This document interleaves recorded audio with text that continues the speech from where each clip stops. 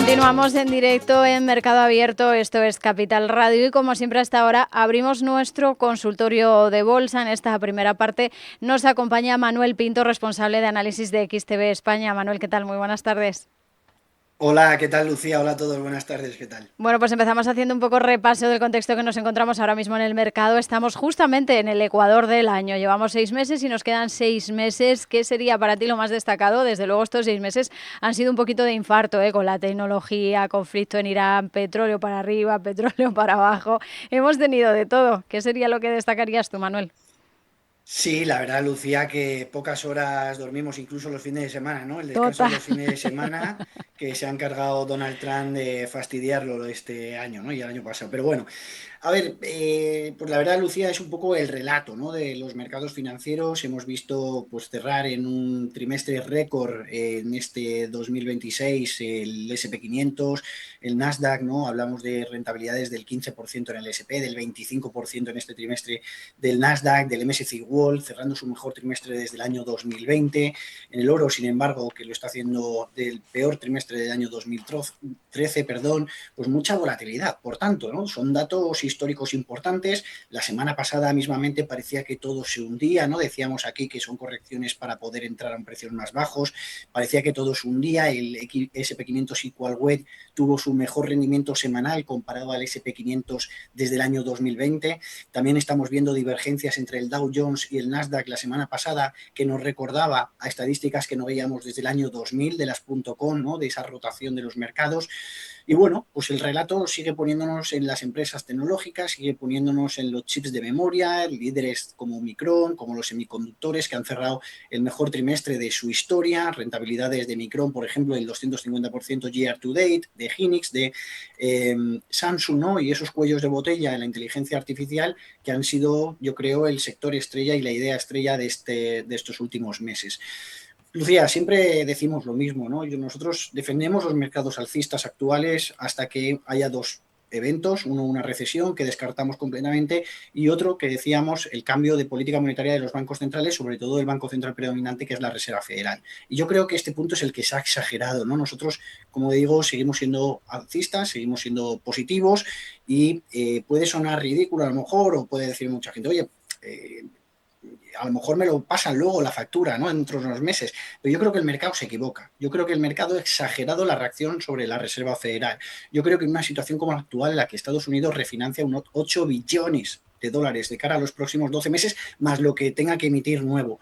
Una situación en la que los déficits son casi del 6%. Una situación en la que estamos viendo que los intereses de la deuda cada vez tienen una mayor partida en el presupuesto estadounidense, en la que el gobierno, pero también las empresas necesitan financiarse para que esa carrera hegemónica por el liderazgo de la inteligencia artificial siga su curso y que las empresas estadounidenses puedan seguir liderándolo. Una situación en la que en general creemos que las presiones políticas harán que finalmente pues, Kevin Warsh sea un banquero central que prometía mucho y que hacía poco. Decía Kevin Warsh hace unos meses en el Senado, no en la conferencia de prensa, en el Senado, que él quería fijarse o prefería fijarse en el PCE recortado, que elimina los extremos, mejor que en el PCE o en el PCE subyacente. Y esto nos lleva a que del 4,2 pasaríamos al 2,4, ¿no? Entonces, unos tipos de interés que Estados Unidos que, oye, pues se mantienen en niveles más altos que en otras economías desarrolladas. Y yo creo que con todo esto, pues al final lo que está haciendo la Reserva Federal es dar una patada para adelante. Ya dijo Kevin Warsh que ese grupo de trabajo pues iba a poder identificar cómo poder mejorar en esos 5 puntos clave antes de finalizar de año, y yo creo que lo que se está fijando es un poco en ver qué puede ocurrir. A diferencia de otros bancos centrales, hay una divergencia brutal, ¿no? Mientras que Europa sube tipos para mí de manera equivocada, y vamos a ver qué efectos puede tener al final en la actividad económica, porque ha subido tipos por la oferta y no por la demanda. Es un concepto muy importante. No es lo mismo subir tipos cuando la economía se sobrecalienta que cuando suben los precios por una escasez de algo, y eso es lo que ha decidido el Banco Central Europeo. Y ya estamos viendo cómo empiezan a recular algunos miembros con las últimas entrevistas, que daban por hecho otra subida de tipos en julio y ahora no está tan claro. Los datos de inflación hoy en Francia muestran que el crecimiento de los precios no es tan alto. Japón Japón, que sí que ha subido tipos por sobrecalentamiento, entre otras cosas, de la economía debido a los estímulos y subsidios, y Estados Unidos, que se encuentra, yo creo, más similar a Japón, pero que no ha subido tipos por esa patada hacia adelante y por todas esas presiones políticas que de momento Kevin Ward no dice, pero que todos sabemos que hay por detrás. Con todo ello, pues creo que al final no suben tipos y creo que los grandes damnificados de estos últimos meses, como el oro, la plata o el Bitcoin, pueden seguir mejorando, pueden mejorar de cara a los próximos trimestres, y que los activos de riesgo y activos financieros van a seguir haciéndolo bien. Dicho esto, rotar es importante, diversificar es clave, no tener todos los huevos en la misma canasta. No puede venirme alguien y decir, oye, es que tengo un 50% de mi cartera en oro, no estaría bien hecho, o tengo un 80% de mi cartera en bonos, tampoco creo que sea el correcto, sino diversificar entre diferentes activos, diferentes sectores en los que vemos también emergentes, en los que vemos incluso China, que yo creo que puede ser una idea potencial del próximo trimestre. Y bueno, pues en general sectores que siguen haciéndolo bien y que los bancos, por ejemplo, pues nos parece como alternativa idílica del próximo, como idea de inversión táctica del próximo trimestre, pues van sumando cosas a una cartera que yo creo que de manera estructural pues tiene que estar complementada, ¿no? Pero como digo, creemos que los mercados alcistas de momento continúan, los resultados empresariales, para nosotros, que es el principal factor, siguen siendo muy sólidos. El primer trimestre, y con esto termino, el SP500, el beneficio por acción se estimaba que iba a crecer al 12% interanual. No creció el 12, creció el 27%, más del doble. Nunca antes había sorprendido tanto. Y es que para este trimestre ya se han puesto las pilas los analistas en Estados Unidos y en vez del 12 han dicho el 22. Vamos a ver dónde acabamos en este trimestre, ¿no? Entonces, resultados empresariales sólidos, para mí menos subidas de tipos de lo que vamos a ver, por tanto, desde luego, creo que eso sigue siendo un escenario positivo. Evidentemente todos nos podemos equivocar, pero de momento, como decimos en estos últimos años, que mientras que muchos alardean de esas caídas que antes o después vendrán, seguimos siendo alcistas en las bolsas. Perfecto, Manuel. Pues eso en cuanto al contexto de mercado que nos encontramos. Enseguida vamos con dudas de nuestros oyentes. Vamos a recordarles las formas de contacto. Nos pueden escribir a oyentes@capitalradio.es. Nos pueden llamar al 91 283 33 33. También una nota de voz a través de WhatsApp al 687 050600. Y estamos en directo en YouTube. Pueden ahí seguir los gráficos junto con las explicaciones del experto, de Manuel Pinto, y también en el chat nos pueden plantear todas esas dudas que tengan de bolsa e inversión, además de hacerse miembros de nuestro canal por 99 céntimos, por menos de lo que cuesta un café, para seguir ayudándonos a crear este contenido interesante para ustedes, como estos consultorios de bolsa. Vamos a empezar por Solaria, protagonista hoy por las caídas dentro del IBEX 35. ¿Qué le está pasando a Solaria? ¿Qué hay detrás del recorte que hemos visto hoy? Y nos pregunta un oyente, Manuel, si puede ser un momento para entrar justamente en la compañía, este retroceso. Pues Lucía, la verdad es que me parece súper interesante la pregunta. Como vamos a ver en pantalla, y esto es en gráfico horario, las caídas de Solaria se deben sobre todo en el día de hoy a partir de las 3 de la tarde, ¿no? Nos han preguntado si tiene que ver con la decisión de los tribunales del laudo de las empresas renovables, pero no se está notando en el resto del sector a nivel general en Europa, tampoco a nivel mundial, y por tanto lo achacamos incluso que puede ser algo de ataque de bajistas, ¿no? Algo de ataque puntual de los bajistas en un momento determinado que ha llevado a las correcciones tan importantes de hoy. Es una empresa que además pues tiene en sí un componente de volatilidad que hemos visto a lo largo de la historia, a lo largo de este año, y en el que además nosotros defendemos Solaria como una idea estratégica de cara a los próximos años, por dos cosas. Uno, por su posición de ventaja competitiva respecto al sector de la inteligencia artificial.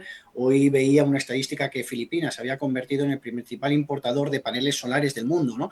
Bueno, el primero es Holanda, pero es básicamente por el tránsito de exportación e importación y por ser un puerto pues fundamental para el comercio, ¿no? Pero en sí el país es Filipinas, después Brasil, y el tercero ya estaría España, ¿no? Al final, nosotros creemos que España jugará un papel clave en los centros de datos, que jugará y está jugándolo ya, y que Solaria dentro de él tiene una ventaja competitiva fundamental, ya no solo en España, sino que podría extrapolarlo al resto del mundo. Eso por un lado, y por otro lado es la independencia energética global, que nosotros creemos como una de las tendencias estructurales de los próximos años.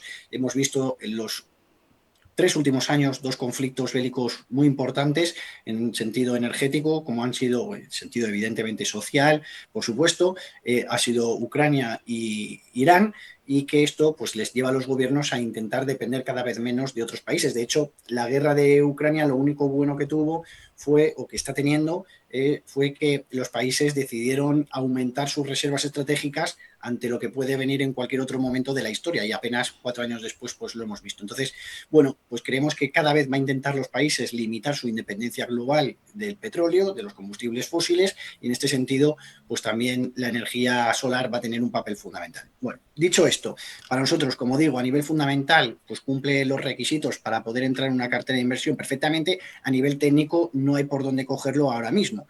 No hay por dónde cogerlo porque podríamos haber dicho, bueno, pues Solaria, después de esta gran tendencia alcista, después de este canal de máximos y mínimos crecientes, rompe estos niveles y empieza ya una corrección. Pero esa corrección puede considerarse una bandera. No, tampoco, porque ya empezamos a ver que la corrección empieza a ser ya, en cualquier caso, muy importante. Hemos roto la media móvil de medio plazo, las bandas de Bollinger empiezan a ampliarse, y ya no solo es que se amplían y hacemos un rebote técnico que podríamos considerar en estos niveles, ¿no? Esto es rebote técnico después de rebotar desde la parte baja de Bollinger, incluso la parte inferior que podríamos considerar de la bandera, pero no. Hemos roto a la baja y estamos situándonos ahora mismo en la media móvil de largo plazo. Pues bueno, pues realmente, Lucía, niveles de soporte que podríamos encontrar incluso mucho más abajo, en torno a los 18,5 euros por acción. Si nos vamos a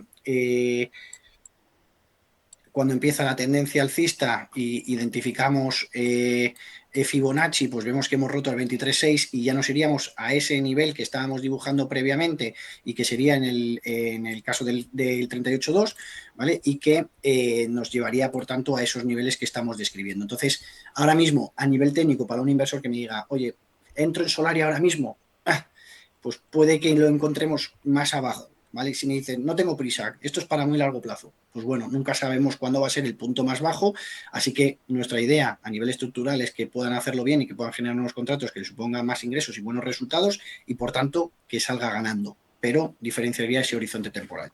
Perfecto, Manuel, pues eso para Solaria, protagonista hoy dentro del IBEX de 35 por las caídas, cede más de un 7%, le siguen AENA y Celnex con caídas inferiores de algo más del 2%, en positivo lo mejor para ArcelorMittal y para Repsol subiendo más de un 2%. Vamos la siguiente consulta con una llamada telefónica, tenemos al otro lado de la línea a Guadalupe desde Vitoria. Guadalupe, ¿qué tal? Muy buenas tardes. Hola, muy buenas tardes a los dos. ¿Por qué valor quería preguntar? Pues mira, yo quiero, bueno, yo no no soy especuladora para nada, entonces bueno, a mí en la pandemia, no sé, fue la situación, compré acciones de IAG en este momento y bueno, llevo mucho tiempo con ellas, entonces ahora veo que están subiendo, pero la verdad es que no controlo este tema, entonces me hace falta ayuda y me gustaría saber cuál es la previsión o cuál sería un buen momento para salir, o si me aconseja seguir teniéndolas, o a ver cómo las ves. Perfecto, Guadalupe, pues vamos a echarle un vistazo. Muchísimas gracias por su llamada a IAG, que nos dice su gráfico. Manuel, sí, compró en pandemia, desde luego que lleva importantes ganancias, Guadalupe, ¿eh? Sí, no, muy bien visto. Al final, yo lo que le diría es que, por lo que le he entendido, a lo mejor solo tiene IAG en cartera, y lo que le diría es que intentemos diversificar también, ¿no? Que intentemos tener otros valores, otros sectores. A nosotros nos gusta mucho, por ejemplo, invertir a través de ETFs porque nos ayuda a diversificar el riesgo, ¿no? Por ejemplo, pasa en los semiconductores. Este trimestre, Lucía, Nvidia ha sido, dentro del sector de semiconductores, el peor valor, pero Claro, ha sido nunca el se líder sabe. durante años, ¿no? Mm. Entonces nunca se sabe, ¿no?, quién va a ser el ganador. Entonces, por eso nos gusta mucho hacerlo a nivel sectorial con ETFs, pero bueno, en cualquier caso, lo que diría es, vamos a intentar diversificar. Pero bueno, a la pregunta concreta de IAG, como bien decías, Lucía, pues si la compró en la pandemia, imaginémonos que incluso la ha comprado en el punto bajo, cerca de marzo de 2023, en niveles de 1, pues ha multiplicado por casi 4 su valor, ¿no? Bueno, a ver, y lo podemos ver ya pues prácticamente en sus máximos, en torno a los 5,6 euros. Si nos vamos al no tanto largo plazo, y lo que podemos ir viendo, pues este canal alcista de mínimos y máximos crecientes y tocar estos máximos históricos en el caso de IAG, vemos que al final la compañía es eficiente, ¿no? En el sentido de, hemos visto pues una guerra en Irán reciente, Ucrania, precios del petróleo a más de 100, no solo el petróleo, que al final son los costes operativos en un 25% aproximadamente de la compañía, sino incluso al final te limitas mucho a todo ese conflicto, pues a volar, ¿no? al riesgo que puede haber de cancelación de vuelos, también por el combustible, por la escasez, ¿no? Que durante algunas semanas se temía que hubo cancelaciones. De hecho, KLM, Lufthansa, pues cancelaron algunos vuelos. IAG se ha mantenido sin hacer grandes cambios porque al final pues tampoco genera tanto en sus ingresos a viajes a estas partes del mundo y tan largos, ¿no? Salvo en el caso de Latinoamérica. Y bueno, pues en este sentido, la verdad es que es una compañía que a nosotros nos gusta mucho, nos lleva gustando desde hace mucho tiempo. Es una compañía que cada trimestre pues, va reportando un top 5 prácticamente en Europa, muchas veces top 1 de la mejor de las empresas del sector con mejores ingresos por pasajero, por pasajero que entra en un avión, cuánto es el ingreso medio, por millas recorridas, de puntualidad incluso. Bueno, hace ya tiempo que empezó otra vez con el dividendo, con generación de flujo de caja, ¿no? Pues es una empresa que incluso en situaciones en las que hemos visto el petróleo muy alto, pues ha demostrado unos resultados muy sólidos, una gestión corporativa súper interesante. Entonces, pues nos hace ser muy optimistas en el valor. Yo con esto, y viendo que el precio del petróleo hemos pasado de la guerra de Hormuz a una guerra de precios, es decir, un superávit de precios, en la que vemos que los países de la OPEP y no OPEP van a seguir incrementando la producción, va a seguir inundando de barriles de petróleo y por tanto el precio del petróleo va a ir a la baja, como pasa en cualquier precio de un producto que incorpora más oferta, pues al final lo que vemos es que el barril de petróleo pues va a seguir estando en estos niveles, que la demanda sigue creciendo y además un país como España, por ejemplo, en la que ayer veía un artículo de Financial Times que hablaba de España como pues, el sitio y venía una gráfica de los millones de pasajeros y turistas que venían a España cada año, que había incrementado de manera exponencial, incluso ya rebasando ampliamente los niveles pre-COVID y que esa tendencia va a continuar, ¿no? Entonces, seguimos siendo positivos, canal alcista, incluso dentro de este canal pues estamos ahora mismo corrigiendo ligeramente, estamos por encima de las medias, con una DX sobre todo en dirección al positivo muy fuerte. Yo seguiría confiando en IAG y lo único que le diría es intentemos diversificar. No si quiere que venda IAG o depende de cuánto, ahí ya no me meto, pero que intentemos buscar más cosas, que intentemos, porque al final si IAG va mal, va a ir mal toda la cartera y va a pensar que la bolsa pues no va bien, que todo va mal y lo que intentamos hacer siempre es diversificar y que tenga sentido, porque si unas cosas van mal, otras pueden ir bien y al contrario, y eso nos da una tranquilidad y una estabilidad. Eso es lo que les recomendaría en este caso. También Manuel, a raíz de su pregunta, como que decía que le daba un poco de miedo, ¿no? Que no es experta. Yo aquí, corrígeme si me equivoco, pero también algo que yo señalo a menudo es pues una toma de beneficios parcial. Nos da miedo, nos está empezando a dar vértigo el valor. Vendemos un poquito y nos quedamos con un poquito. Puede ser una opción, ¿no, Manuel?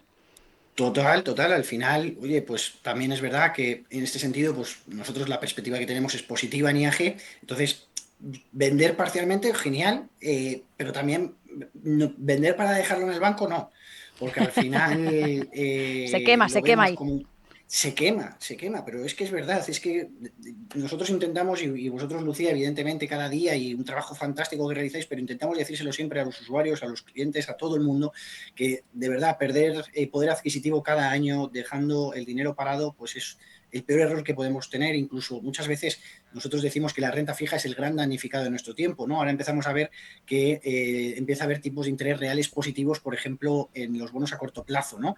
Es decir, el tipo nominal, lo que da un bono restándole las expectativas de inflación, pues empieza a ser positivo. Es decir, que ya empieza a tener atractivo el tener renta fija, ¿no? En tramos a 10 años, por ejemplo, pues ya llevamos tiempo que es un 80, un 2%, ahora rebunda un poquito, otra vez un poquito más, porque las expectativas de inflación han bajado y la rentabilidad de los bonos se ha estabilizado y por tanto, pues tiene más sentido tener bonos, un poco más, pero para nosotros tiene el mismo riesgo. Al final nos anclamos, por ejemplo, pues Estados Unidos, el inversor conservador que invirtió en bonos el año pasado se pegó un castañón espectacular y es conservador, ese cliente conservador que le dice a su banco, quiero renta fija, quiero tranquilidad, invierte en bonos del Tesoro americanos y el año pasado perdió un 10%. Ese cliente es conservador y ha perdido un 10% y es una caída brutal de su patrimonio, ¿no? Entonces, hay que tener un sentido, hay que tener una estrategia también y tienen que explicar bien las cosas, ¿no?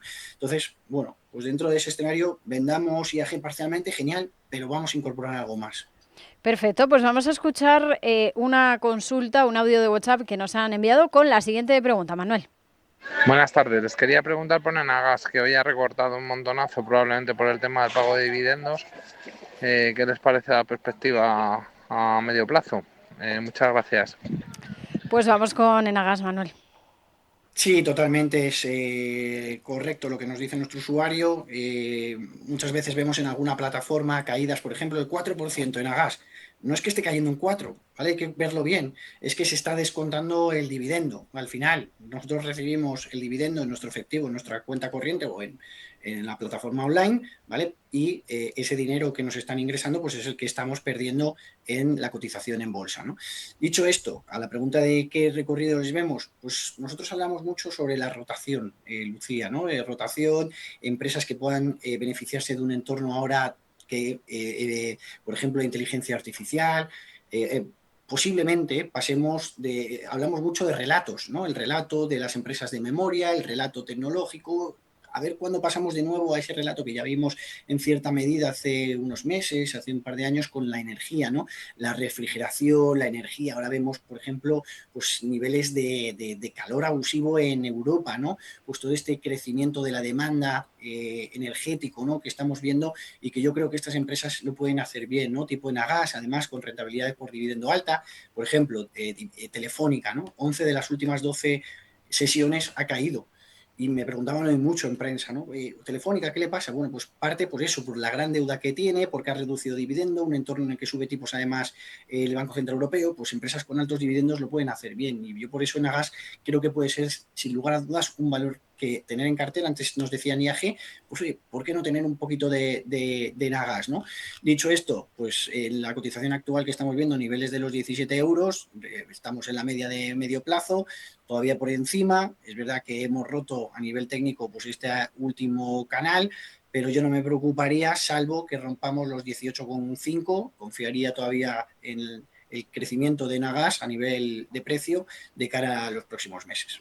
Perfecto, vamos a mirar ahora, Manuela, ACS. Nos dicen si puede ser ahora mismo momento de plantear una entrada ahora en estos precios en ACS. Totalmente, Lucía. Al final hemos hablado de ACS. Yo creo que hay tres valores, diría, que hay que tener en cartera para un cliente inversor español, que son ACS, Inditex y AG. Para mí, la santísima trinidad ahora mismo del selectivo nacional. ACS lo hemos hablado en un montón de ocasiones, ¿no? Y yo sé, porque da respeto cuando tenemos una acción que hace esto. Y aquí nos preguntamos, el 24 de noviembre, ¿vendo o no vendo? Es que ha subido. Y luego nos preguntamos el 2 de enero, ¿vendo o no vendo? Ha vuelto a subir. Y así continuamente a lo largo de todo el gráfico. Fíjate que aquí, y lo tengo dibujado, decíamos, es la primera vez que empezamos a ver una preocupación en ACS porque ha roto este canal alcista. Y puede haber un hombro cabeza a hombro, ¿vale? El hombro izquierdo, hombro derecho, cabeza, que rompe una tendencia de largo plazo y puede darnos proyecciones bajistas importantes. ¿Cuándo podemos identificar que se rompen estos patrones? Cuando empezamos a ver que hay una caída importante o cuando al menos son tres velas bajistas que sean considerablemente importantes y que nos den ya esa proyección hasta los niveles de soporte anteriores o hasta los mínimos crecientes anteriores, ¿no? Bueno, no hemos visto cumplirse esta proyección porque decíamos de ese 3% o decíamos de esas tres velas consistentes, y hemos visto otra vez superar niveles, llegar otra vez incluso a la parte superior de Bollinger, recuperar la media la media móvil de medio plazo y otra vez cotizar dentro de la parte inferior del canal, ¿no? Desde aquí, pues si tuviese que decir algo, yo creo que se va otra vez para arriba. Yo creo que cuidado, que no rompamos otra vez los máximos de los 130, 140 y nos vayamos más al alza, ¿no? Entonces, lo hemos hablado alguna ocasión, es una compañía súper bien diversificada, una cartera de pedidos estratosférica, con unas posiciones competitivas increíbles en Estados Unidos, Turner, una ventaja competitiva en la instalación de centros de datos y construcción interesantísima, en Hochschiff en Alemania, también con esos planes del gobierno de miles de millones de dólares de inversión en infraestructura, en Australia, en España incluso. Bueno, pues un valor desde luego a tener en cuenta, que además pues a nivel divisa ahora este trimestre pues está generando desde luego seguro plusvalías por el crecimiento del dólar y de otras monedas frente al euro. Y en este sentido, pues también, igual que hemos visto, por ejemplo, en Micron, empresas de inteligencia artificial que siguen subiendo ante esa demanda que estamos viendo, creemos que los centros de datos y lo relacionado también lo van a hacer bien, y en este caso ACS, pues confiamos en que lo vaya a hacer bien. ACS, Inditex y AG, para nosotros los tres valores del IBEX. Perfecto, pues esos 3 nombres a tener en cuenta. Hemos mirado a IAG y vamos a mirar a otra del sector, como es AENA. Nos preguntan también si puede ser un momento para plantear una entrada en el gestor aeroportuario. Bueno, al final que estamos viendo una situación similar, ¿no?, a lo que veíamos en IAG, cotizar, fijémonos, pues en los precios de mínimos en abril, cuando el mes de marzo empezó el conflicto, vimos crecimientos de los precios de los carburantes, del petróleo en este caso, ¿no?, y subir ahora después en la recuperación como hemos visto con el mercado. Pues también podríamos estar diciendo que ahora mismo estamos en este canal alcista, en el que tocamos la parte baja, en el que en anteriores ocasiones que hemos tocado la parte baja rebotamos al alza, en el que estamos por encima de la media móvil de medio y largo plazo. Hemos visto cómo la media móvil de medio plazo sube por encima de la de largo, en la que vemos un RSI de sobrecompra, pero un RSI estable, incluso en algunas posiciones bajando, ¿no?, con un direccional positivo. Hemos visto superación de resistencias anteriores. Nos vamos, yo creo, a los 28 o 29 euros por acción con estos próximos rebotes. Entonces, igual que comentaba con IAG, pues al final seguimos viendo un crecimiento importante del turismo en España en general, a nivel global, crecimiento de la demanda en las aerolíneas, en los gastos, por ejemplo, en servicios VIP también, que hemos visto en caso de AENA. Es verdad que los costes suben, que también la inflación está siendo importante a la hora de valorar la compañía, pero desde luego que estamos viendo una tendencia importante e interesante a nivel turismo que creemos que hay que intentar capturar. Uh-huh. Y nos queda un minutillo, Manuel, vamos a mirar a Farmamar. Misma pregunta, si puede ser buen momento para entrar ahora mismo en Farmamar a los niveles actuales. Es que me cambiaron el ticker de Pharma, vale, el otro día, ya la tengo, ¿eh? Vale, genial. Ya la tengo. Venga, vamos con Farmamar y creo recordar y lo hemos hablado en algún consultorio, estas últimas velas bajistas que hemos visto, noticias corporativas negativas en el pipeline de productos de innovación y desarrollo que no se ha cumplido como esperaba la compañía. También hemos visto resultados negativos, creo que fue esta vela principalmente bajista y después pues ese desarrollo de fármacos que no se está llevando a cabo a la velocidad y a lo que es calendario estimaba. Y bueno, pues caídas importantes, ¿no? Caídas importantes que estamos viéndolo que después está rebotando. Pero yo ahora mismo, después de estos rebotes, fijémonos cómo está de amplio las bandas de Bollinger, indicándonos esa gran volatilidad con una media móvil de medio plazo por debajo incluso de la de largo plazo, la compañía cotizando por debajo de las 2 medias, a pesar del RSI de compra, porque está, o sea, de sobrevendido en 30 para nosotros y con un direccional negativo, pues la verdad es que no nos da mucha confianza. ¿La tenemos en cartera? Pues bueno, vamos a ver si supera niveles que podríamos considerar clave. Manuel, te tengo que todavía nos cortar porque quedaría. me quedo sin tiempo, pero Vale. esa idea de cuidado con Farmamar, Manuel Pinto de XTV, gracias como siempre, un abrazo. Gracias a vosotros.